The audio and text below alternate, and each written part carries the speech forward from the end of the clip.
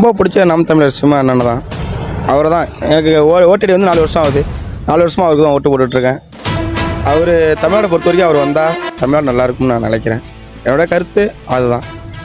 வடகன்ஸ் வந்ததுனால தமிழ்நாட்டில் முக்கால்வாசி பேருக்கு பொழப்பு கெட்டு போகுது. இப்போ கிராமத்துக்குள்ளேயே வந்து பூந்துருக்காங்க அப்படிங்கும் போது தமிழ்நாட்டில் உள்ள ஆளுக்கு முக்கால்வாசி பேருக்கு பொழப்பு கெட்டு போகுது. நாங்களே உழைக்கிற ஆளுங்க தான். இப்போ நாங்கள் வந்து அவங்க வந்து சம்பளம் கம்மியாக உட்காந்து வேலை பார்த்துட்டு போகிறதுனால இப்போ தமிழ்நாட்டில் உள்ள ஆளுங்களாம் பிழைக்கிறது எங்கே போகிறது? அதனால் அண்ணன் சீமான் வந்து குரலை கொடுத்து தப்பே கிடையாது. நம்ம முழு சப்போர்ட் அவருக்கு உண்டு. ஊரில் இருக்கக்கூடிய அரசியல் கட்சிகளில் எத்தனையோ கட்சிகள் இருக்குது. நாம் தமிழர் கட்சி கொஞ்சம் புரட்சிகரமாக இருக்குது. அவங்கள்ட்ட பிடிச்ச விஷயம் என்னென்னா ஓட்டுக்கு பணம் கொடுக்குறதில்ல, மக்களுக்கு உழைக்க தயாராக இருக்காங்க, பணம் கொடுக்க தயாராக இல்லை. அப்படிங்கிற பட்சத்தில் நாம் தமிழர் கட்சி எனக்கு பிடிச்சிருக்கு. இதுக்கு முன்னாடி நான் பல கட்சிகளில் பயணித்திருக்கேன். அவங்க வந்து பணம் தான் சக்ஸஸாக இருக்க வழியாக மற்றபடி மக்களுக்கு செய்ய வேண்டிய சேவைகள் எதுவுமே இல்லை.